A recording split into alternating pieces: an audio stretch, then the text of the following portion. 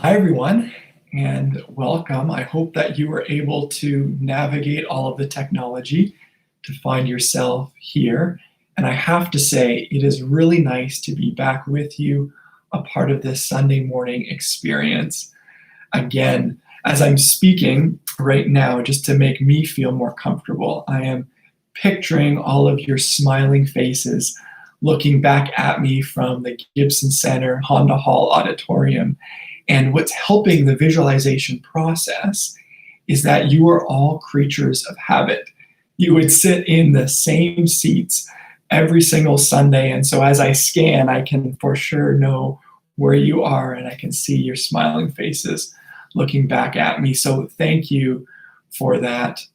I'm also aware that we might have some new people joining.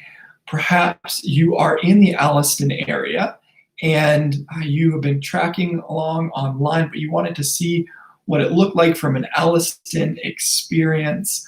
I want to say welcome to you. My name is Michael, and I have the joy of being the pastor in this really amazing community. I invite you to connect with us now through this teaching, but also connect with us afterwards. Send me a text or send me an email. I'd love to connect with you, support you during this time, and hopefully you will be able to meet you and see you soon.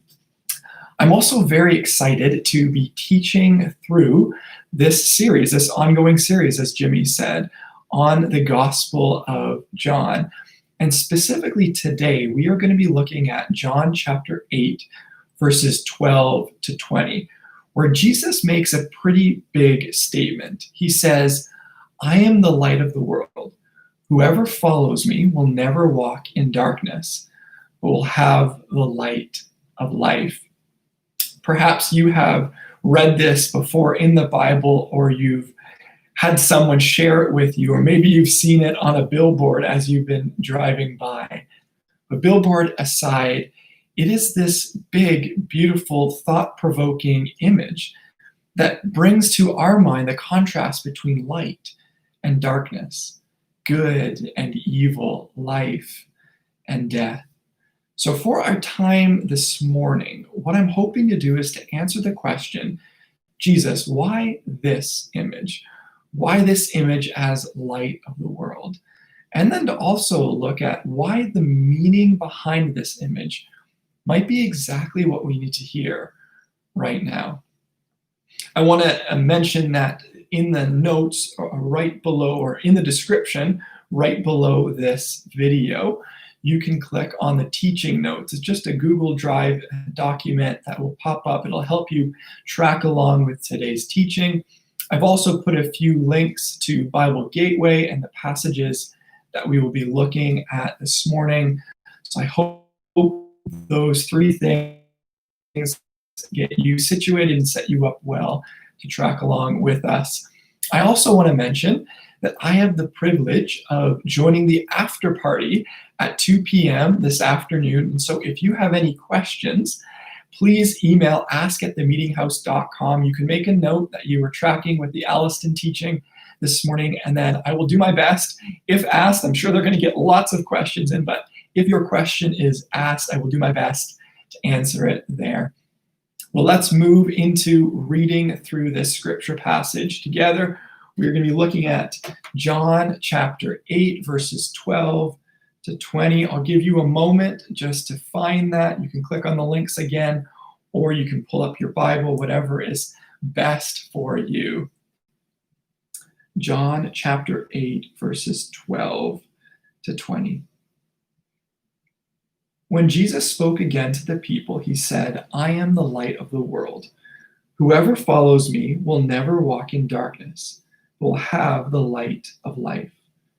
The Pharisees challenged him, "Here you are, appearing as your own witness. Your testimony is not valid." Jesus answered, "Even if I testify on my own behalf, my testimony is valid, for I know where I came from and where I am going.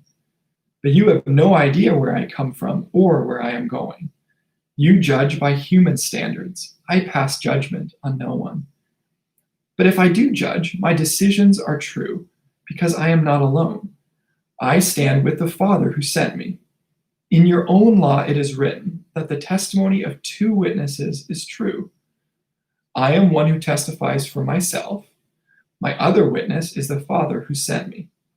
Then they asked him, "Where is your Father?" "You do not know me or my Father," Jesus replied. "If you knew me, you would know my Father also." He spoke these words while teaching in the temple courts near the place where the offerings were put. Yet no one seized him because his hour had not yet come. So if the gospel according to John was a play, what we read would not be scene number one. We are inserting ourselves into a larger discussion that can be found in chapter 7. And it's an argument between Jesus and the Jewish religious leaders of the time. And the argument is all about who Jesus is. Is he a fraud? Is he a prophet? Is he a teacher? Is he really sent by God? And this argument actually has a larger backdrop, and the larger backdrop is a festival, the Festival of Tabernacles. So we have the statement by Jesus, "I am the light of the world." And then that is contained within the larger argument of who Jesus is. And then the larger backdrop is the Festival of Tabernacles. Now, the Festival of Tabernacles was central to the history of the Jewish people, as it told the story of Moses and Pharaoh and God delivering the Jewish people from the nation of Egypt and the slavery that the Egyptians had them in. This is a really incredible story. And in the ancient world, the nation of Egypt was represented just as this black hole of exploitation. And so what makes this story so incredible is we see God going toe to toe with this exploitative nation, with this nation that comes violently, conquers, and exploits the weak. And God shows up in a mighty way, and he exposes the evil that is controlling them. It's fantastic. I encourage you to read it. It can be found in the book of Exodus. Check it out, read through it. You won't be disappointed. One element of this story is that after God frees the Jewish people from their slavery in Egypt, he then leads them through the wilderness to a piece of land named the Promised Land. And the reason why it's the Promised Land is it's the land that God has promised to the nation of Israel, or the Jewish people.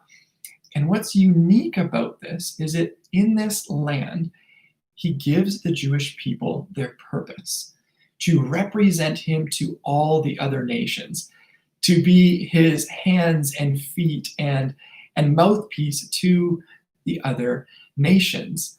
And one of the fascinating parts of this story, this guiding through the wilderness, is how God guided the Jewish people through the wilderness. During the day, he guided them with a cloud that would move and shift and direct them. And at night, he guided them by a pillar of fire, which lit up the sky and revealed the dangers in their midst. Now, the Jews in Jesus' day, they never wanted to forget this story and the image of God as this pillar of fire, guiding and directing them to the Promised Land and ultimately their purpose. So as a way to enter back into this powerful memory, at the end of every single festival day, they would have a lighting ceremony where they lit 4 73-foot oil lamps. They were massive, and in lighting them, these lamps would then light up the entire city. And as all good festivals would go, they would then have a dance party. And the reason for their dancing was a joy in their unwavering hope that God would once again bring a light, a pillar of fire, to guide them to their purpose, remind them of their purpose, expose the evil in their world, free the oppressed, and restore joy. Tell me, is that not worth dancing over? Now, what's incredible about the passage that we just read in John chapter 8 is location location, location. I'm pretty sure that's a real estate statement, but it also is about this passage. It's true about this passage. Look back at verse 20. Verse 20, it says that Jesus spoke these words, I am the light of the world. He spoke these words while teaching in the temple courts near the place where the offerings were put.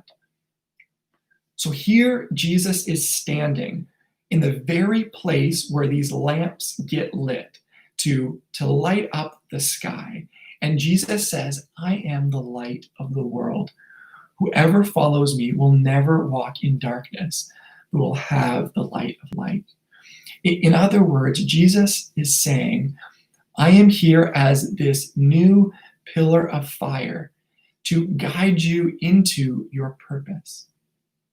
Just as God guided the Jewish people through the wilderness and to their purpose, Jesus is here to guide us towards our purpose.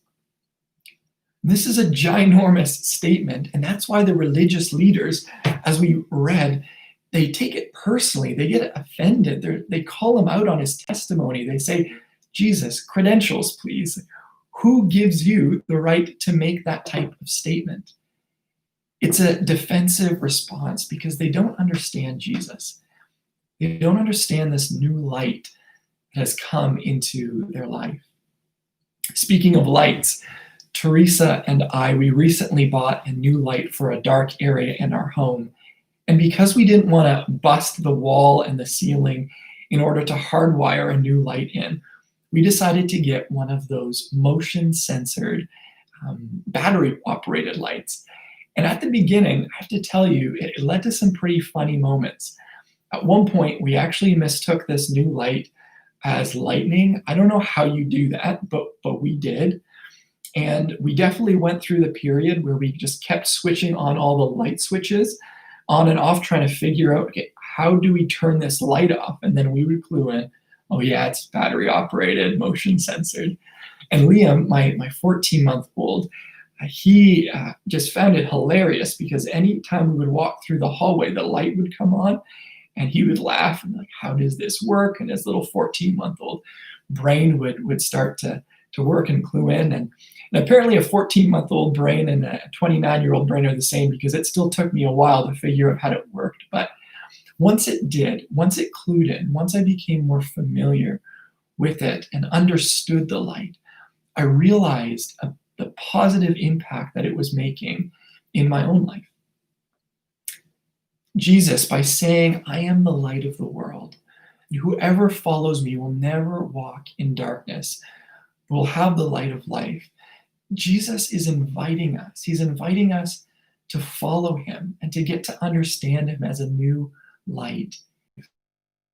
Followers of Jesus, they allow him to be a light in their life that guides them to their purpose. And it is in following Jesus that we actually step into our purpose. We actually step into what it means to be human. And as we will see and unpack later, a part of the guiding process that Jesus does as light of the world is exposing, is revealing, and pointing out the dangers in our midst that actually distract us and take advantage of our purpose. You and I, we have an incredible life filled with meaning and purpose. And I want to pause and slow down and say that again. You have an incredible life filled with meaning and purpose. I know in this season that we've been in, it can be difficult to remember that. We can be so overwhelmed by what's going on that we can lose sight of it. I think of this image where your life and the issues and the struggle of life is just so close to your face. It's hard to actually get perspective. It's hard to see beyond the difficulty that we're experiencing, maybe the fears and the insecurities. But let me remind you, you have an incredible life filled with purpose, beyond just the worries of today and the fears of tomorrow. On both a micro and a macro level, we have purpose. Looking at my own life on a macro level, I am a child of God who bears the image of God. I am filled with the Spirit of God and a part of this beautiful community of God. And my purpose on a macro level is to represent God well. Just like God called the Jewish people to represent him to the other nations around, so too God calls me to represent him to the people around me, to be his hands and feet and mouthpiece, to live a life full of generosity and love and simplicity and peace in the service of others. And in a micro sense, I am in a relationship. I have relationships. I am a husband. I am a father. I am a son. I am a coworker. I am a pastor. The list goes on. And it is in these micro purposes, these micro levels, that I embody my macro purpose, that I give flesh and bones to my macro purpose. We have an incredible life filled with purpose, an incredible amount of purpose to our life. And with Jesus, the light of the world, this new pillar of fire, we discover what helps our purpose and what hinders it. Here's the thing, we actually need Jesus to expose what disconnects us from our purpose in order to live it out fully. And I know when I say that word expose, different connotations can come into our mind. But here's what I think is true. Exposure, if received well, can lead to meaningful change. I think of these last few months that we found ourselves in this cultural moment that we've just had our lives turned upside down. And in this turning, I think we've had many things become apparent to us. I want to share a few, and these are things that have been in my own life that have become apparent, but also in conversations with friends and neighbors and with you. We've sort of mined them out and said, yeah, these things are happening within my life as the shifting of the times change things, as I become more aware of my interaction with my neighbors and my friends and my coworkers and all of that. So the very first thing that has been mined out in this time is just our tolerance for being inconvenienced. And linked to that, I think our tendency towards control. Do I really need to say anything more than that? And hopefully this exposure leads us to become a more mindful, patient, and trustworthy person and trusting person. What about our addiction to busyness? For some families in this time, this has slowed you down.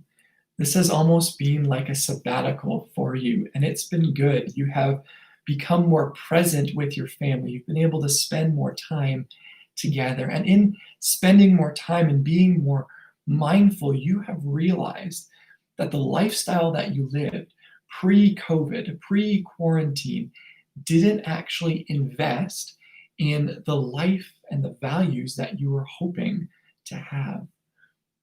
Or perhaps it's the exact opposite. Maybe our addiction to busyness has allowed us to be able to cover up some of our family struggles and issues. Maybe we've buried some family struggles under the heap of busyness, and now that busyness has sort of gone away, we find ourselves tripping over these family issues over and over and over again. I think of China after the 70-day lockdown.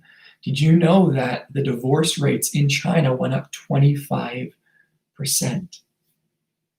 And so as our addiction to busyness is being exposed, I hope that we are looking at our own lives and saying, change needs to happen. I imagine for pretty much all of us, we've had a combination of both. We've had a realization and really good moments of rest and sabbatical.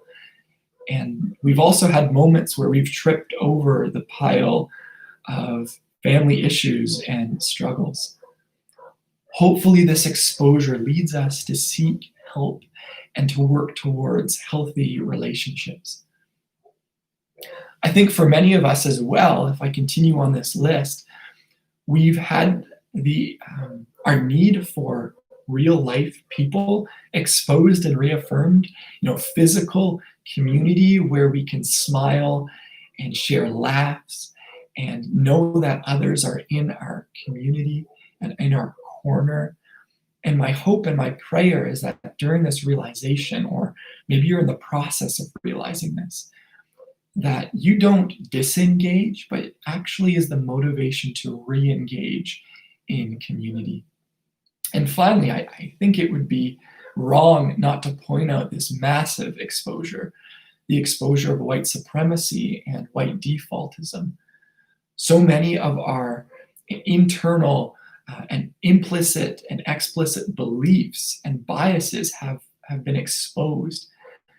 And they've revealed the thoughts that we have and feelings that we have around race and racism. And we've been challenged, and that is good.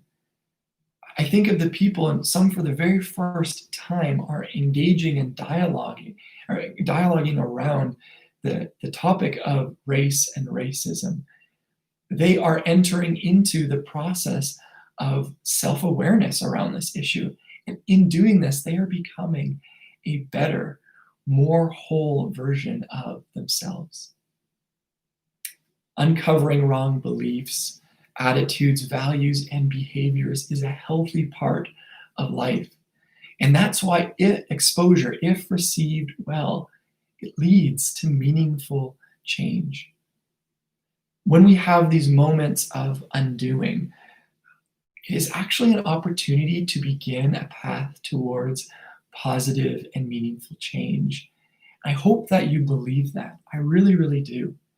Because at the heart of the Christian journey, as we follow Jesus, another word for it would be spiritual formation. As we are formed spiritually, what we do is we are allowing Jesus to refine us.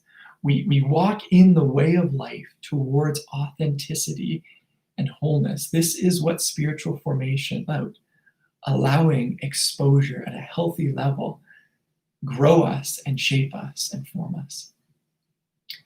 Now, in the ancient language that Jesus spoke, Aramaic, the phrase walk in darkness that we read is actually pushed by the darkness. And Jesus is saying, follow me and you won't be pushed by the darkness.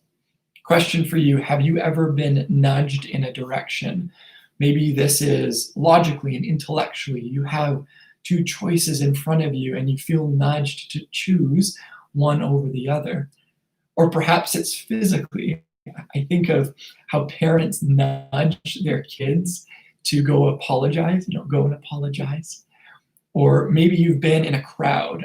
For me, I'm thinking downtown Toronto for a Leafs or a Raptors or a Blue Jay game where there's so many people and you're kind of shoulder bumping as you walk down the street. And even if you wanted to take a left or a right and change direction, there's just so many people, you just keep going in the same direction. And of course, there's the good old elbow nudge, say something or do something. And for me, in my relationship with Teresa, I don't need nudges. Teresa nudges with her eyes, and I wonder if there are any other married guys who can relate to that.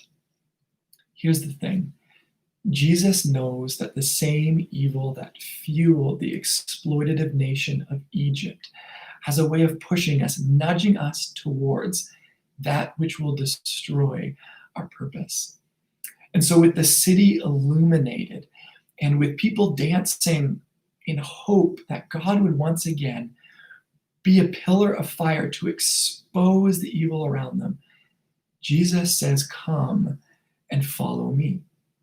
Come and follow me. I am going to act as this new pillar of fire that will guide and direct you into your purpose, guide and direct you through this journey called life so that you can see the darkness, the dangers that lurk in the darkness. And what's fascinating is that when we read through the Gospels, We see time and time again Jesus exposing the evil of his culture that is exploiting the purpose of his people. And I want to walk through one of those examples with you. And so if you would turn to Matthew chapter 19, verses 3 to 10. Matthew 19, 3 to 10. And like I mentioned at the very beginning, if you want to go to the description and click on that link, you will be transported to Bible Gateway and be able to read through Matthew chapter 19, verse 3 to 10. And we are going to just slowly go through this and see the courage and brilliance of Jesus. We begin in verse 3. Some Pharisees came to him being Jesus, to test him. We'll pause there right now. So these Pharisees, these religious leaders, they come to Jesus to test him. And the reason they want to test him is that we are told right before this that Jesus has been teaching. And as he's been teaching, he's gathered quite a large group of followers, disciples, who said, yes, Jesus, we want to follow you. And the religious leaders are not really happy about this. They want to be the ones who are followed. And so they try and drive a wedge between Jesus and his disciples, these new followers, by bringing up a hot button topic. And here's the hot button topic. Let's read some more. They asked, is it lawful for a man to divorce his wife for any and every reason? See, at the time of Jesus, there were no legal grounds for a wife to divorce her husband, but yet a husband could divorce her wife for pretty much anything. And because of the patriarchal nature of the time, people were arguing about, ethically, what type of grounds does a husband actually need, spiritually, religiously, in order to divorce his wife. And people who would take this to the extreme said that a husband could divorce his wife if his wife burned a loaf of bread. It's ridiculous. Others said if you could find someone who is more attractive and younger, you can sign a certificate of divorce and divorce your wife. Now, this is wrong on so many different levels, but what's significant is that a divorced wife would have no property, would have no wealth, and have no status, and be considered tarnished. And so her life post-divorce would not be very good. And so Jesus responds. Let's continue to read. In verse 4, haven't you read, he replied, that at the beginning the Creator made them male and female, and said, for this reason a man will leave his father and mother and be united to his wife, and the two will become one flesh. So they are no longer two, but one flesh. Therefore, what God has joined together, let no one separate. So Jesus responds by reminding these Jewish leaders and his disciples of the purpose of marriage, that it is a God-joined unity. It is two becoming one, which means that the husband needs to treat his wife the same as he would want to be treated.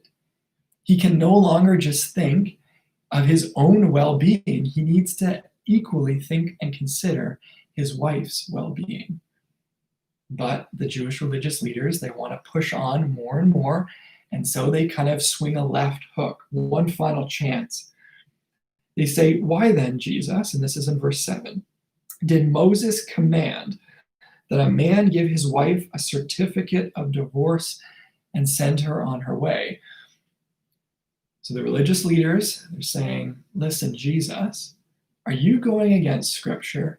Are you going against Moses? Moses said it was cool. It was cool for a husband to divorce his wife as long as he provided a certificate of divorce. Jesus responds once again in verse 8.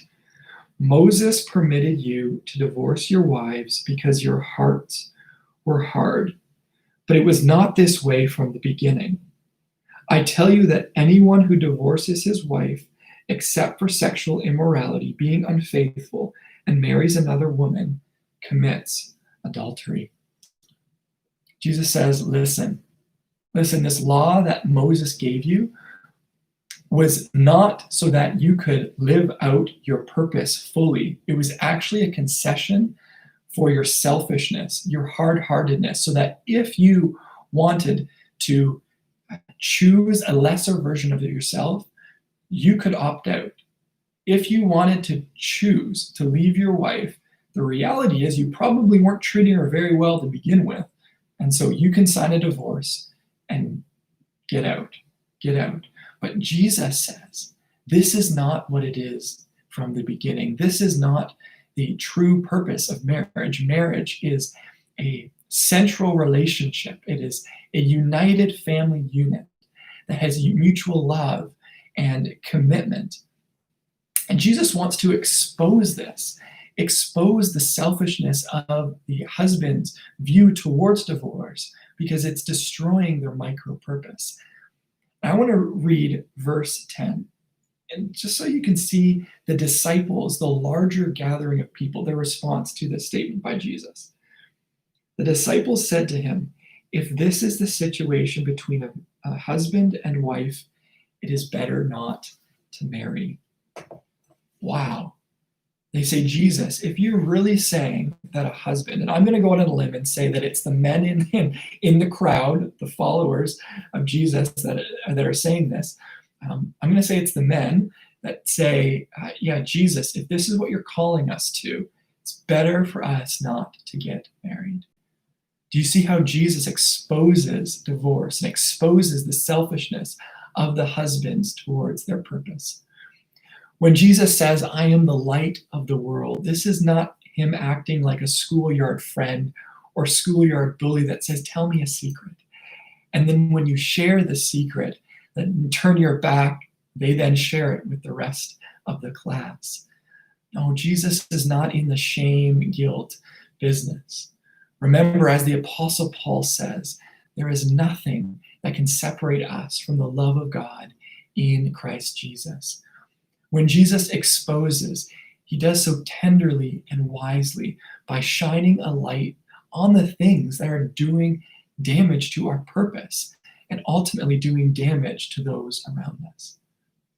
When we have beliefs, values, attitudes, and behaviors that diminish or exploit our purpose as we follow Jesus and begin to walk in the light, we are going to have things exposed. We are going to have things confronted.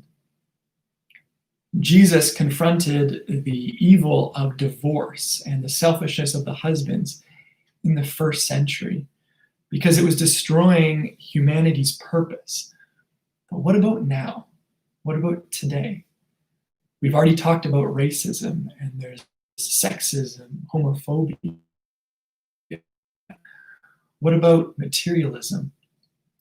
The value that I need more and more and more in order to feel complete, whole, in order to feel satisfied, in order to meet the standards of my neighbors and my friends and this culture that's telling me status is everything. This can be really dangerous because we actually on a macro level are limiting our ability to participate in the community of God generously.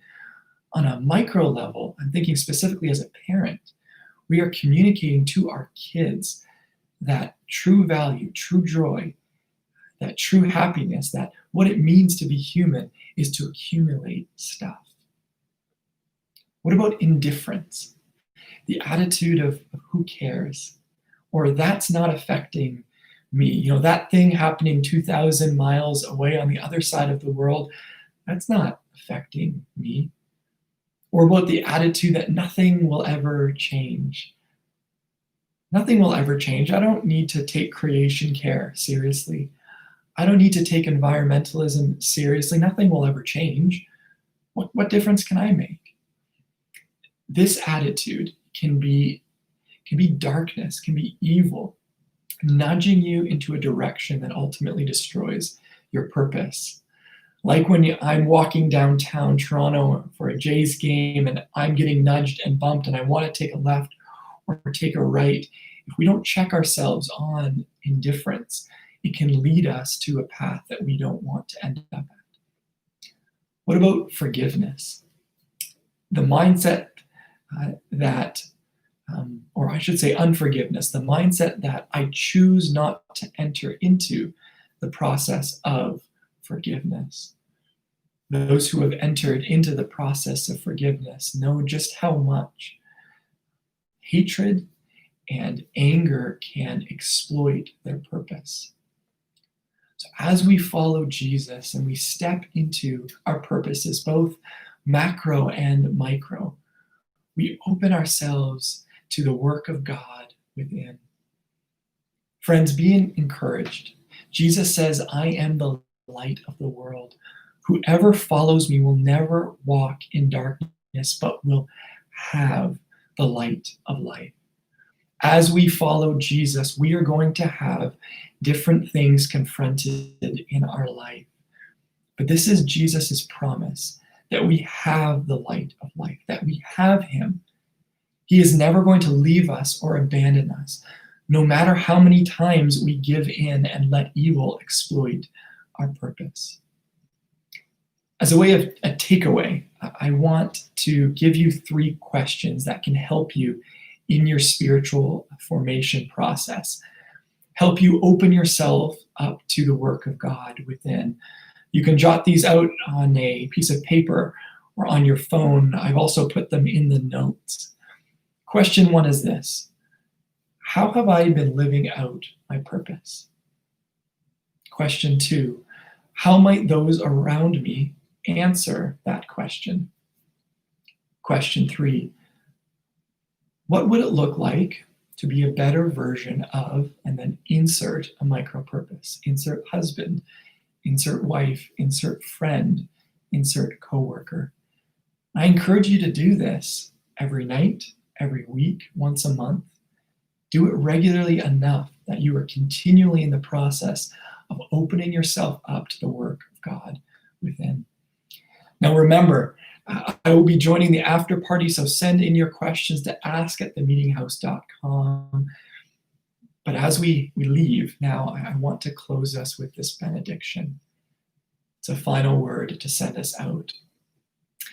May the peace of Christ go with you wherever he may send you.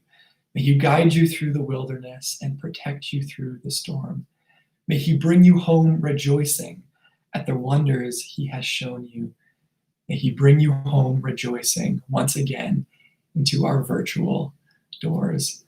Have an amazing Sunday. God bless.